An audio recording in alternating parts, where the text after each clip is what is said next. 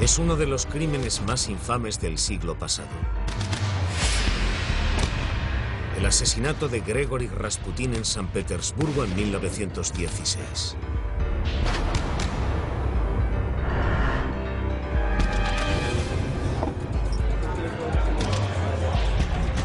Conocido como un monje libertino y obsesionado con el sexo, Rasputin creía que pecar le acercaba a Dios.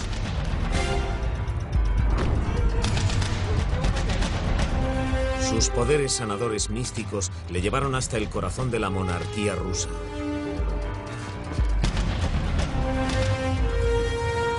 Se cree que a Rasputin le envenenaron, le dispararon y le ahogaron en un complot dirigido por un celoso príncipe ruso. Lo verdaderamente interesante es que el rigor mortis ha desaparecido.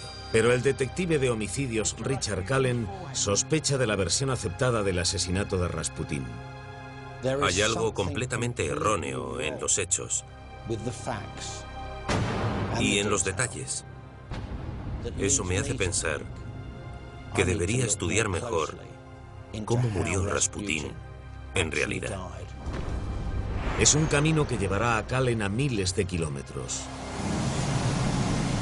Descubrirá datos nuevos y sorprendentes que relacionan al servicio secreto británico con el asesinato de Rasputin. Son pruebas realmente irrefutables de que los británicos estaban totalmente involucrados en el complot para matar a Rasputin. Ahora, casi 90 años después, reabrimos el caso para preguntar: ¿quién mató realmente a Rasputin?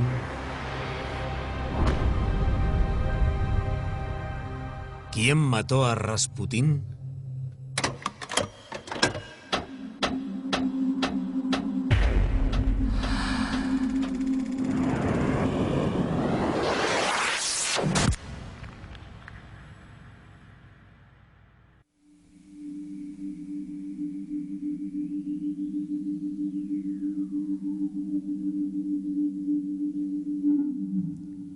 Este cuerpo maltratado y mutilado se sacó a rastras de un río helado de Rusia en el invierno de 1916. Es el cuerpo de Grigori Efimовich Rasputin.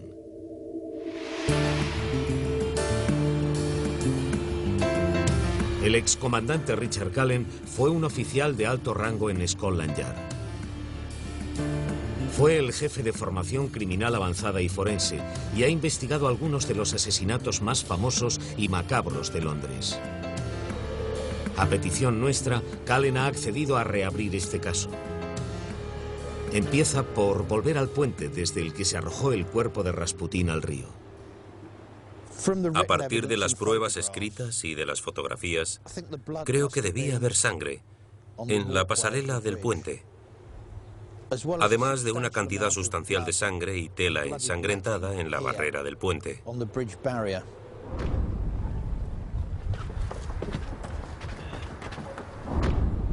Creo que el cuerpo de Rasputin debió de apoyarse aquí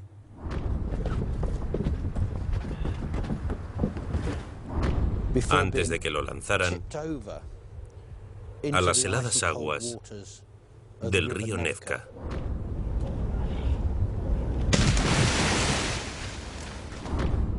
Al día siguiente, se descubrieron la sangre y uno de los cubrebotas de Rasputin. Pero aún se tardó un día más en encontrar el cuerpo.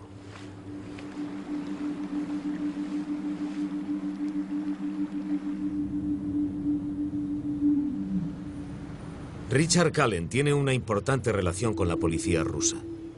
Durante los últimos 7 años ha formado parte de una iniciativa fundada por el gobierno británico, llevada a cabo en San Petersburgo y por toda la Federación Rusa. Ha estado ayudando a formar a los agentes en técnicas forenses avanzadas.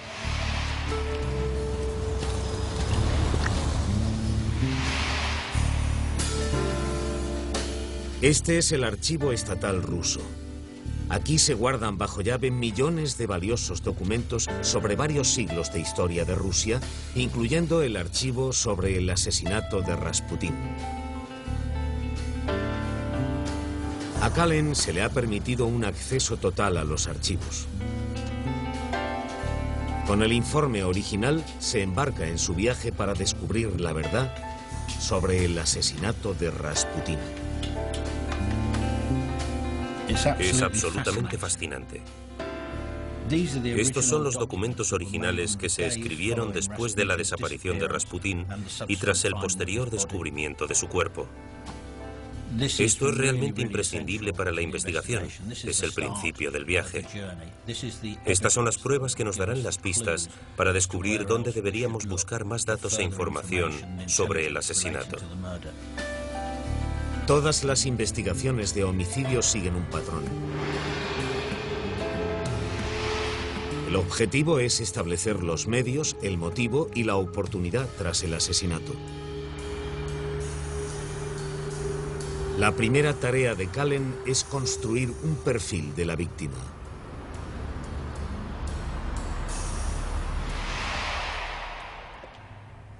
Esta es nuestra víctima, Gregory Rasputin, sádicamente asesinado a la edad de 47 años en diciembre de 1916. ¿Qué sabemos sobre Rasputin y su vida? Rasputin nació en un remoto pueblo siberiano en 1869, en una familia de campesinos analfabetos. Fue un joven alocado que solía emborracharse y al que a menudo acusaban de robo. Pero su vida tomó un giro inesperado tras pasar varios meses en un monasterio. Fue el inicio de su vida como hombre santo con estilo propio. Afirmaba que entre sus poderes se hallaba el poder de curar a los enfermos. Tras más de una década predicando, su reputación se había extendido hasta la capital, San Petersburgo.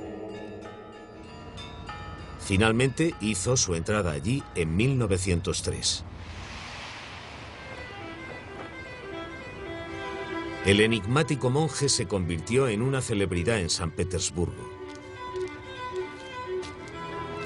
Era un personaje digno de ser noticia y era uno de los temas favoritos de la prensa local. Empezó a relacionarse con los círculos más importantes de la sociedad de San Petersburgo. Al final, eso le garantizaría el acceso a la familia real rusa.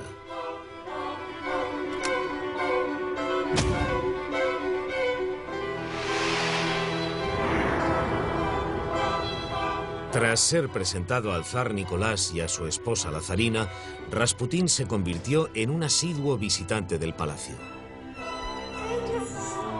Alexei, su hijo y heredero al trono, sufría hemofilia, hemorragias habituales que podían matarle en cualquier momento. En su desesperación, la zarina empezó a depender de Rasputín.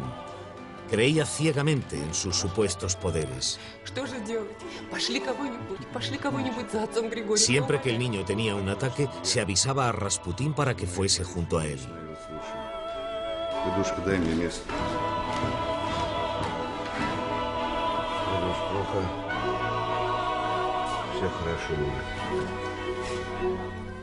Полно, матушка, полно, полно. А ты, батюшка, вот что. Ты войну-то прекращай. Пойду. Устал я. Храни вас Господь. Храни вас Господь. Спасибо вам, отец.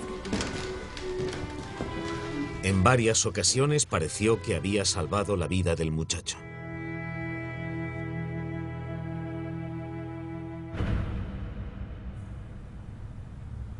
Rasputín se volvía cada vez más poderoso. Formaba parte de la sociedad rusa y ya estaba empezando a ejercer influencia en la política. Pero ¿y su vida privada? Gracias a esta famosa foto, podemos hacernos una idea de lo que era la vida privada de Rasputín. Desde el momento en que llegó a San Petersburgo, ejerció una atracción casi magnética sobre las mujeres aristocráticas. Se acercaban a él en tropel. Era una situación en la que se regodeaba.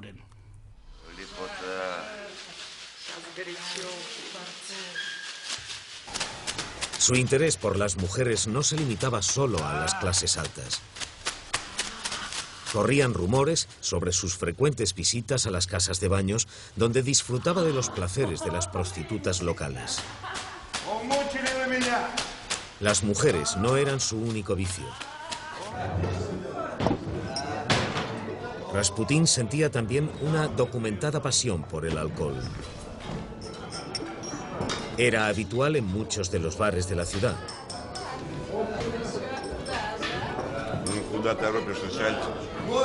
Pronto se volvió infame por su libertinaje alcohólico. Su comportamiento empezó a volver a la prensa en su contra. Ahora satirizaban a Rasputín en chistes políticos. Lo retrataban como un chiflado y malévolo manipulador de sus patrones, la familia real rusa. En el Parlamento, los que se oponían a Rasputín empezaron a referirse a él como las fuerzas oscuras. La situación se volvió tan grave que pusieron a Rasputín bajo la vigilancia de los Okrano, la policía secreta del zar. La situación política en Rusia se estaba volviendo crítica. En 1916, Rusia estaba al borde de la revolución y hacía 2 años que se libraba la Primera Guerra Mundial. Cientos de miles de soldados rusos luchaban contra los alemanes en un encarnizado conflicto. Rusia sufría ataques en el frente oriental, una línea que se extendía a través de más de 1000 kilómetros de norte a sur. La guerra no iba bien para Rusia. La situación se volvió tan alarmante que el zar tomó el control personal de los ejércitos en el campo de batalla. Eso le obligó a alejarse de San Petersburgo, dejando a la zarina a cargo de todo.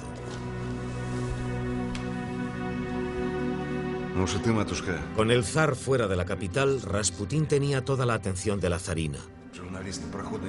Afirmó que estaba ansioso por terminar con el asesinato sin motivo de los rusos de a pie, en contraste con la postura a favor de la guerra de la aristocracia.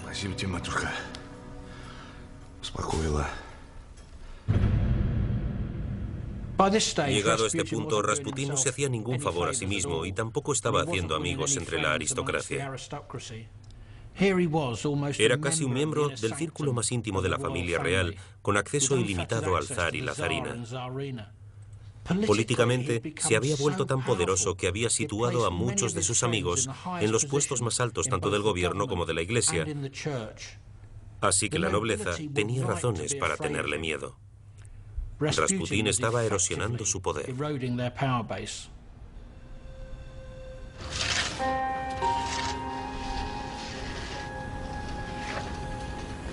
El motivo para un complot de la aristocracia parece bastante claro. El monje se estaba volviendo demasiado poderoso. La siguiente tarea de la investigación es estudiar los acontecimientos de la noche del asesinato, tal y como se explican en la versión aceptada.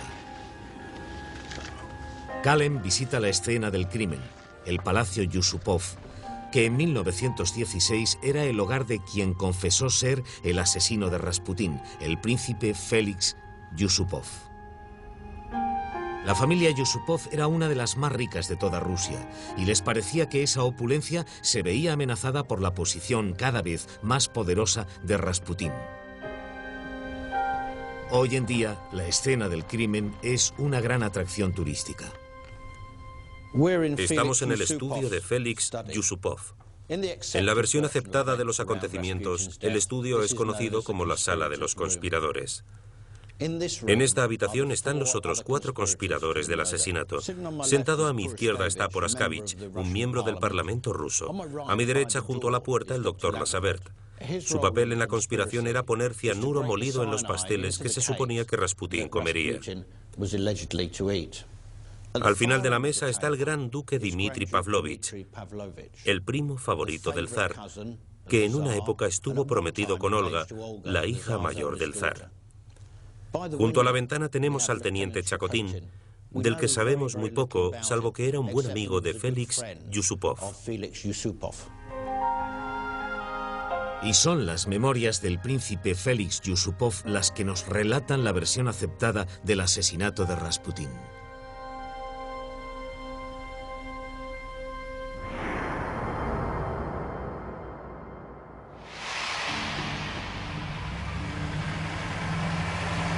Mi cabeza era un remolino de pensamientos durante mi último paseo hasta la casa de Rasputín. Mi objetivo era mantenerle de buen humor y alejar cualquier sospecha de su mente. Отец Григорий, дождались. Здравствуй, Маша. Ну что, прошу в машину? Мотор-то исправный? Да, Встанем где-нибудь, пешком не пойду. Сообщим за 1 минуту. El príncipe Yusupov se había hecho amigo de Rasputín deliberadamente para poder atraerle hasta su casa sin sus guardias.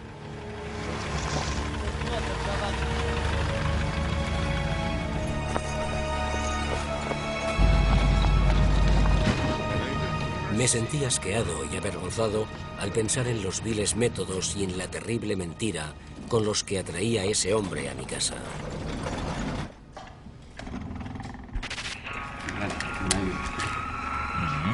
Al entrar en casa, oí las voces de mis amigos.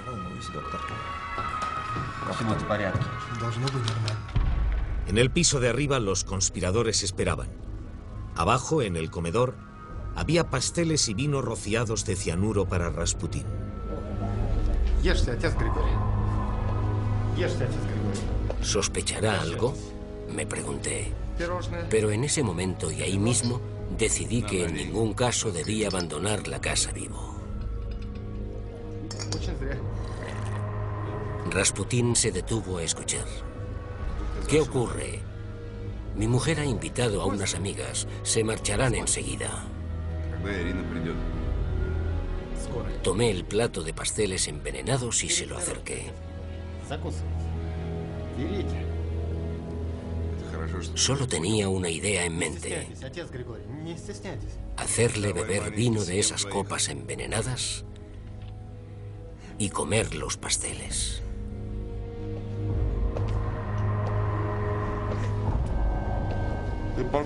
Son demasiado dulces, dijo. Me puse delante de él y seguí cada movimiento que hacía, esperando que llegase su último momento.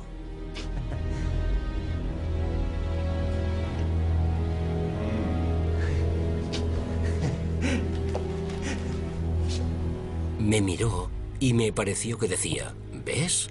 No importa cómo lo intentes, no puedes hacerme ningún daño. El veneno no parecía funcionar. Yusupov, muerto de pánico y temeroso de los supuestos poderes místicos de Rasputín, fue a ver a los conspiradores con las noticias.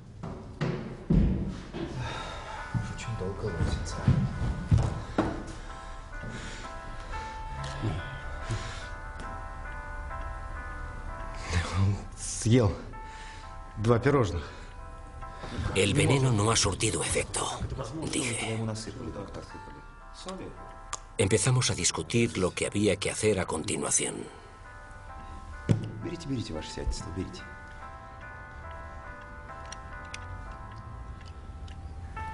Finalmente, cogí la pistola y bajé al comedor.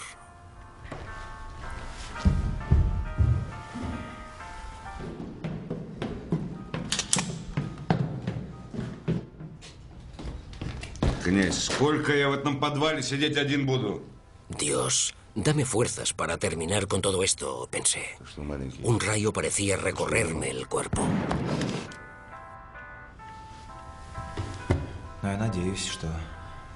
Yusupov volvió a la sala de los conspiradores satisfecho por haber hecho el trabajo. Ну, слава Богу. Слава Богу, господа. Pero cuando le preguntaron si Rasputín estaba totalmente muerto, Расслабьтесь, ваше сиятельство. Yusupov empezó a tener dudas sobre si su tiro había sido mortal. В чем дело? De repente me invadió un vago sentimiento de alarma. Дело. El deseo de bajar al comedor se apoderó de mí. Rasputín yacía inmóvil.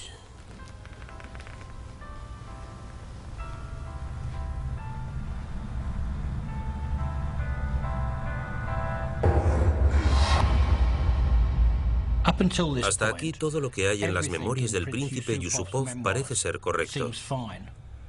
Pero a partir de este punto, las cosas se vuelven cada vez más complicadas. Yusupov afirma que uno de los principales conspiradores, Vladimir Poruskevich, se involucró entonces mucho más en el complot. Я вас спрашиваю, в чем дело?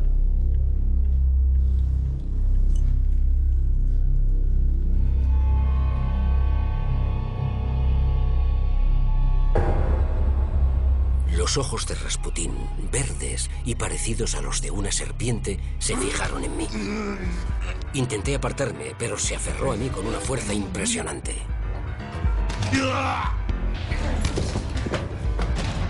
Corrí al piso de arriba llamando a Poruskevich.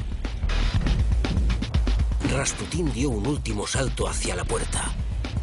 Era como un animal herido. Poruskevich corrió tras él.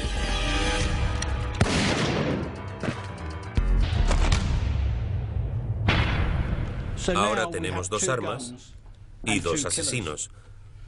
Vladimir Poruskevich también escribió su relato sobre los acontecimientos de esa noche. He comparado las memorias de estos dos hombres y he encontrado una cantidad sustancial de incoherencias importantes. Les pondré dos ejemplos. Yusupov dice que volvió a la sala de conspiradores, donde uno de sus compañeros le dio una pistola. Poruskevich dice que Yusupov volvió a la sala, fue hasta su escritorio y sacó su propia pistola del cajón.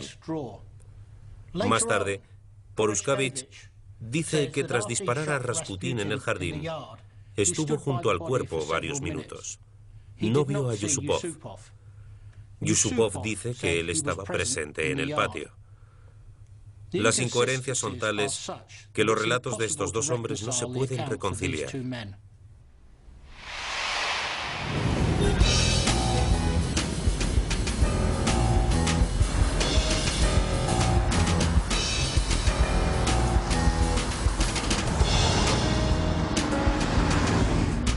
Sin un cuerpo que examinar, lo siguiente que puede hacer un detective de homicidios es estudiar las fotos de la autopsia.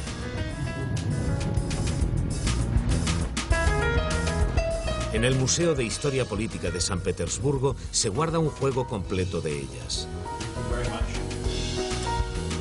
Aunque se han publicado copias de algunas fotos seleccionadas, nunca se han visto todas. Lo más interesante es que no hay rigor mortis. Así que supongo que esto sería 36 horas después de que recuperasen el cuerpo del agua. Si comparan esto con la fotografía en la que le sacan del Nevka, verán que su cuerpo estaba congelado. Tendrían que haberle calentado en un periodo de tiempo relativamente corto.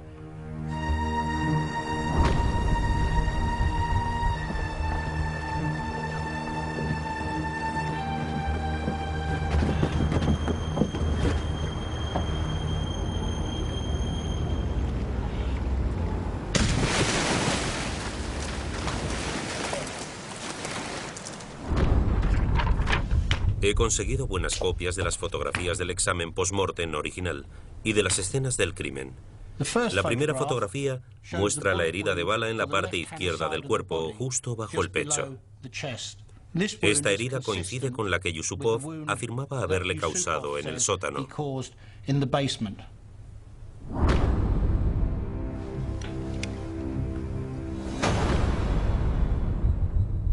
La segunda fotografía muestra una herida de bala en la parte derecha de la espalda de Rasputín. Esto podría coincidir con la afirmación de que Poruskevich había disparado a Rasputín en el patio.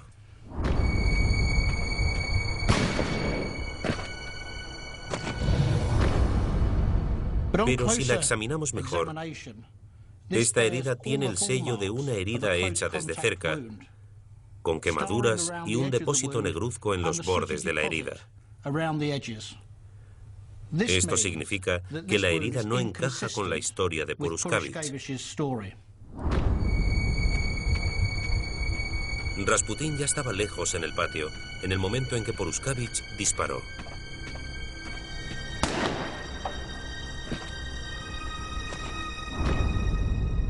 Pero ahora Cullen se enfrenta a unas pruebas que no parecen tener ninguna explicación. La tercera herida está en la frente de Rasputín. Ni Yusupov ni Poruskevich mencionaron que se le hubiese infligido una herida en la frente. Ni Yusupov ni Poruskevich se atribuyeron el tiro de la cabeza. ¿Cuál es la verdad que se esconde tras la misteriosa tercera herida? Es el momento de pedir ayuda rusa.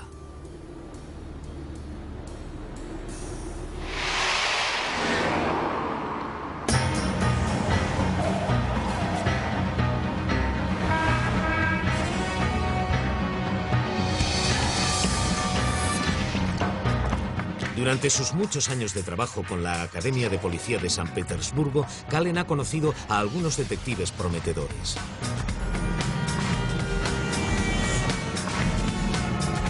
Ilya Gavrinol es uno de los mejores.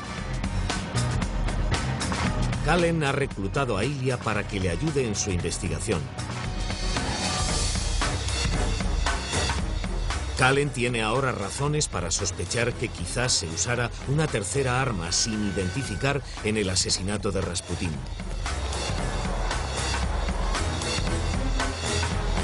Lo que Kallen necesita es algo más concluyente que le ayude a confirmar la teoría.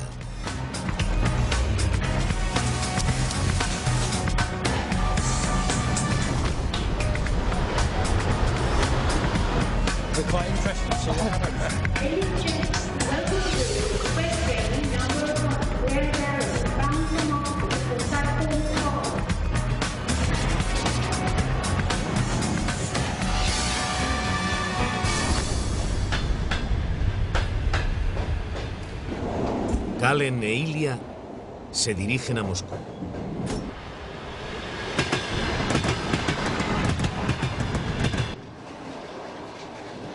Ilya ha descubierto que el prominente patólogo, el profesor Vladimir Zarov, llevó a cabo un detallado estudio sobre la muerte de Rasputín hace 10 años. Como es uno de los más importantes investigadores rusos, el profesor Zarov tuvo acceso a todos los documentos relevantes. Sin embargo, su informe nunca se publicó. Pero Ilya ha descubierto que observaba la posible existencia de una tercera arma relacionada con un tercer asesino.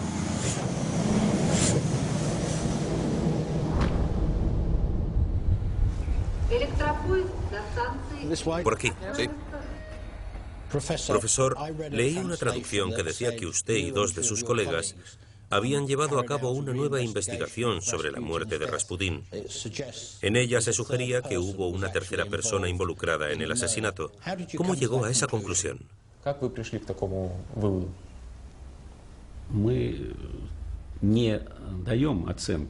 El profesor Zarov le dice a Kallen que tomando medidas microscópicas de los orificios de entrada de las balas, podía demostrarse que los 3 orificios tenían medidas diferentes. Todo apunta hacia una tercera arma.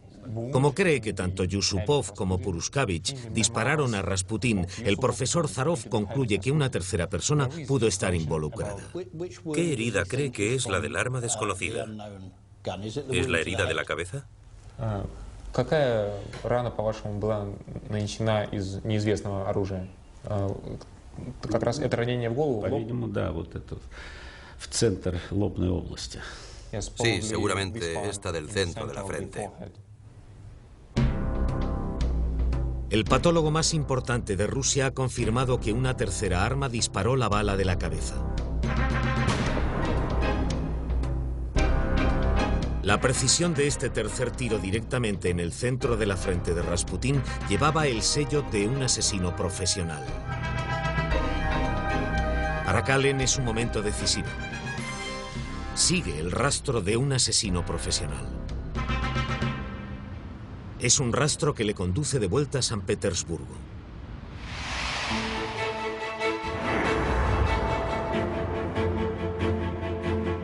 En el momento del asesinato de Rasputín, San Petersburgo era la capital de Rusia.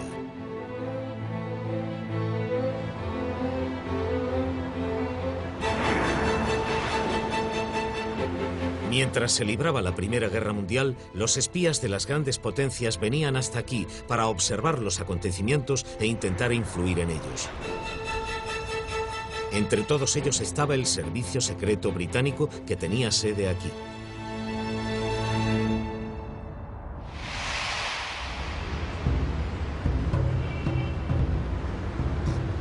Ilya está a punto de revelarle a Kallen un importante punto de unión entre el servicio secreto británico y el asesinato de Rasputin.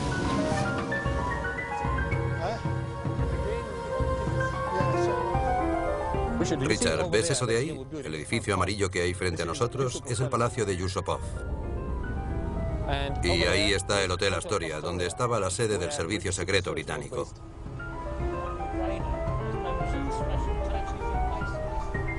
Ilya le dice también a Kallen que en la época del asesinato de Rasputin corrieron rumores que afirmaban que el servicio secreto británico estaba de algún modo involucrado en el complot.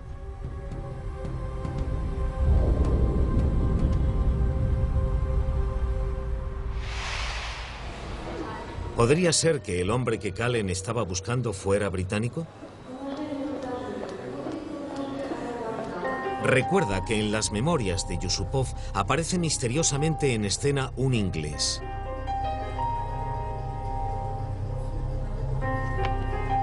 Un personaje con el nombre de Oswald Reiner llega a la época del asesinato.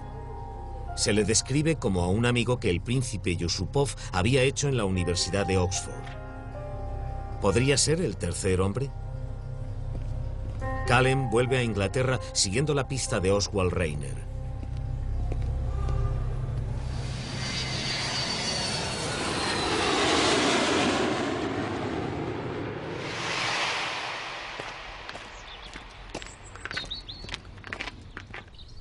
Pronto descubre que Oswald tiene un sobrino vivo, Gordon Reiner.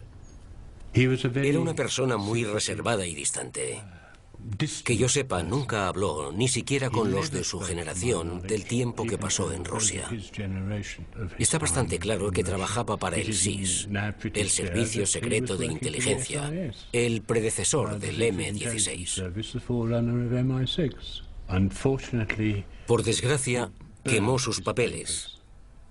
Así que no hay nada en los archivos familiares para saber exactamente qué había hecho.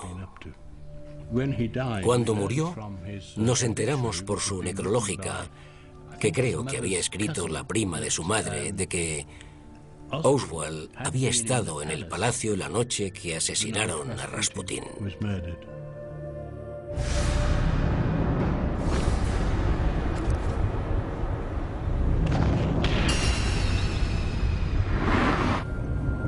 Gordon Reiner ha hecho saltar las señales de alarma. Que su tío fuese un agente del servicio secreto en San Petersburgo. Trabajaba para el SIS, el predecesor del M-16.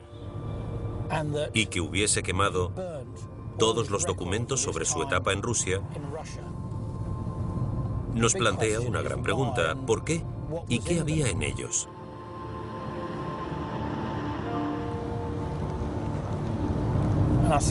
Y creo que lo que debo hacer ahora son algunas investigaciones para descubrir qué hacía el servicio secreto británico en San Petersburgo en el momento del asesinato de Rasputin.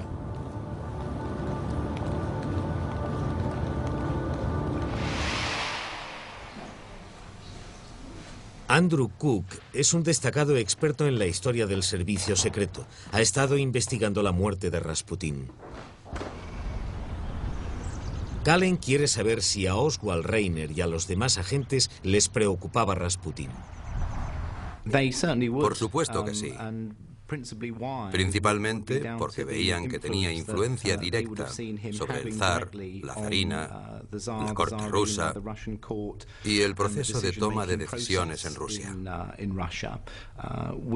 También sabemos, gracias a los documentos de la sede del Servicio Secreto en San Petersburgo, que en sus informes habituales a Londres se refieren a Rasputin en código o en taquigrafía como Fuerzas Oscuras. Basándose en su investigación, ¿hubo alguna figura clave entre los agentes británicos de San Petersburgo durante esta época? Creo que una de las figuras clave es John Scale, Parecía que estaba muy relacionado con los más altos estratos de la sociedad rusa, a nivel de la corte, a nivel del gobierno y a nivel diplomático. Era de los que cogen el toro por los cuernos, de los que saltan al campo. Él mismo se ocupaba de algunas misiones. Así que para mí es una de las figuras clave. Murió en 1947 y tiene una hija viva, que creo que tiene 91 años y vive en Escocia.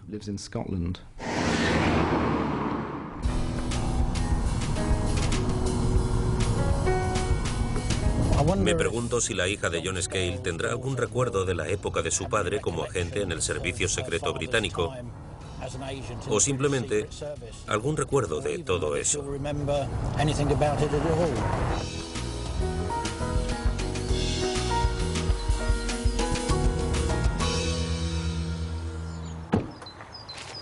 Fue a Rusia y aprendió ruso, pero no creo que trabajara para el servicio secreto cuando fue allí, aunque sí trabajó para este más tarde. Creo que trabajó con la familia real, se relacionaba con el zar.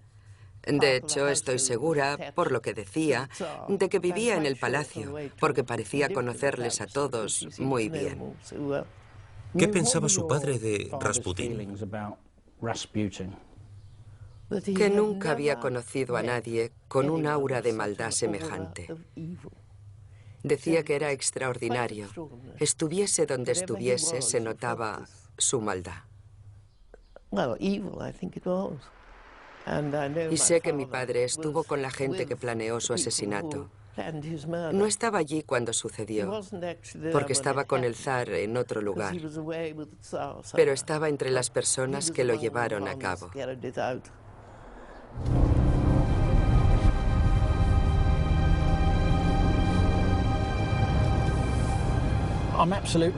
Me sorprende muchísimo lo que ha contado Muriel. Realmente no pensaba que los agentes secretos británicos estuvieran involucrados en el complot para matar a Rasputín, pero se ha mostrado muy firme en cuanto a la participación de su padre. Estuvo con la gente que planeó su asesinato. Planeó su asesinato. Y el alcance del odio que sentía hacia Rasputín. Nunca había conocido a nadie con un aura de maldad semejante. Maldad. Esto le da otra dimensión a la investigación. Y tengo que estudiar las razones por las cuales los británicos querían matar a Rasputín. ¿Qué ganaban ellos con eso?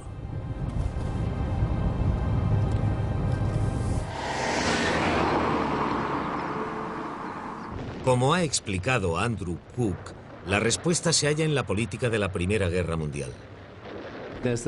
Había un sentimiento general, una postura general que mantenía el gobierno británico, según la cual Rasputín era una mala influencia. El zar se tomaba muy en serio sus ideas, sus consejos, y los llevaba a cabo activamente. El zar estaba lejos constantemente, controlando sus tropas en el frente oriental. En San Petersburgo, la zarina estaba al mando. Rasputín se aprovechaba de la situación. La presionaba para conseguir que Rusia se retirara de la guerra.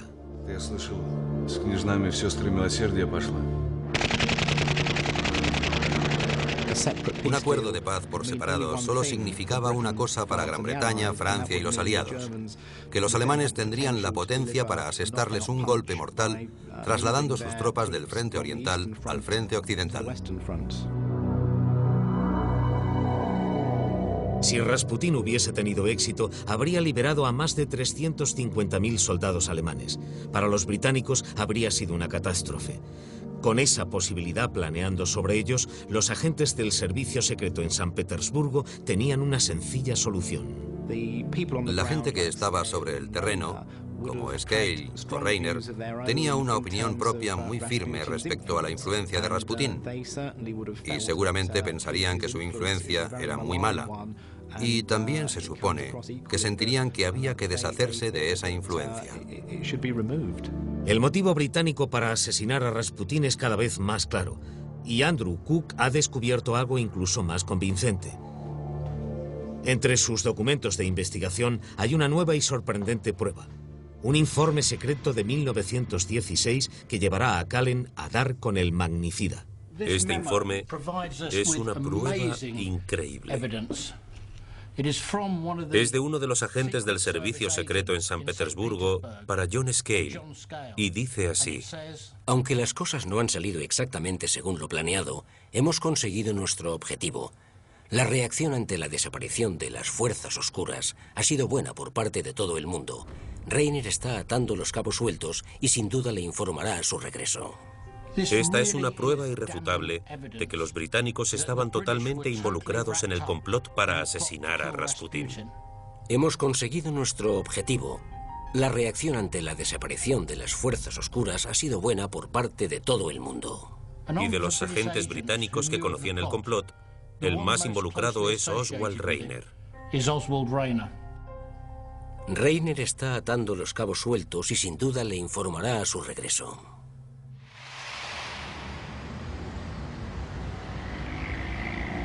El viaje de Richard Cullen termina en el lugar donde empezó el complot.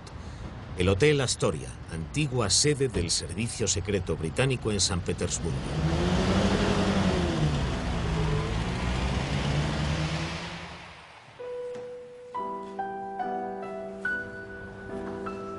Este es muy probablemente el lugar donde los británicos idearon su plan para matar a Rasputin. Aquí era donde Oswald Rainer trabajaba como agente secreto junto a su superior, John Scale. Creo que es muy probable que fuera una operación clandestina llevada a cabo sin el permiso del Servicio Secreto Británico. Como John Scale estaba fuera de la ciudad, creo que Rainer estuvo presente aquella noche para asegurarse de que Rasputin era eliminado. Desde la sede del Servicio Secreto Británico, Cullen recorre a pie el corto camino hasta la escena del crimen.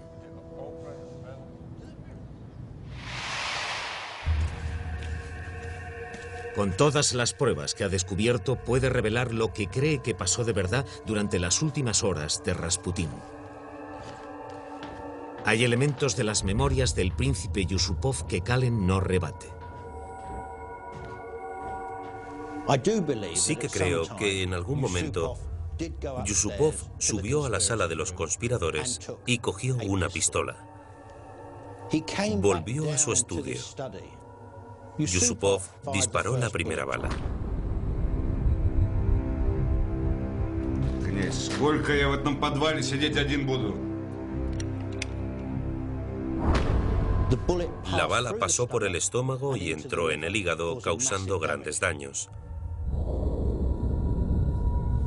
La segunda bala, según dicen los patólogos originales de 1916, se disparó muy poco después, desde muy cerca, por la espalda, y le dio en el riñón. En la versión aceptada de los acontecimientos, el segundo tiro lo dispara Poruskevich desde lejos.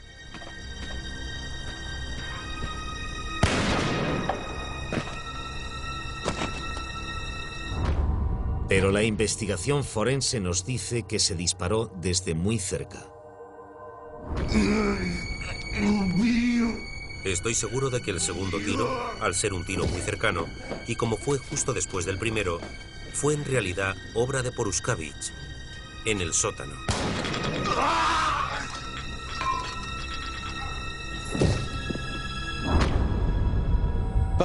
Ambas heridas de bala, por sí solas, habrían sido mortales en 20 minutos.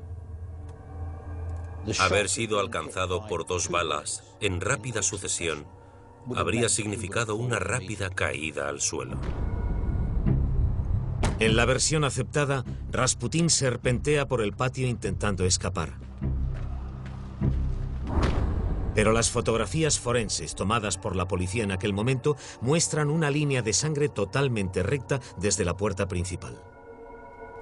Esto significa casi con seguridad que transportaron el cuerpo de Rasputin a través del patio.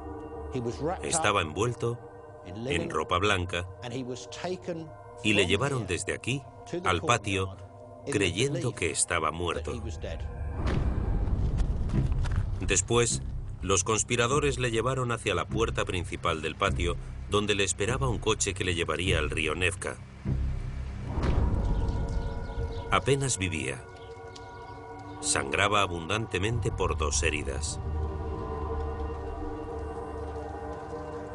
Cuando se acercaron a la puerta, gimió o se movió y se dieron cuenta de que todavía vivía.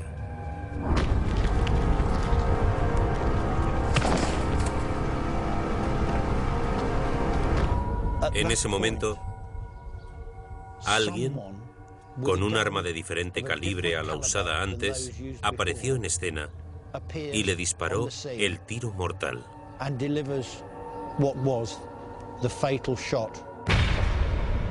Yo creo que Oswald Reiner, un agente del servicio secreto británico, asesinó a Rasputin.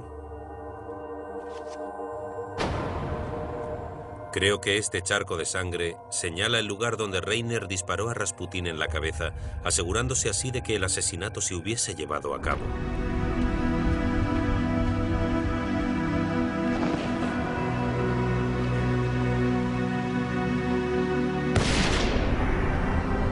«14 meses después del asesinato de Grigori Rasputin, Rusia firmó la paz con Alemania. Pero ya era demasiado tarde para evitar una victoria aliada en el frente occidental. El asesinato de Rasputin había conseguido su objetivo.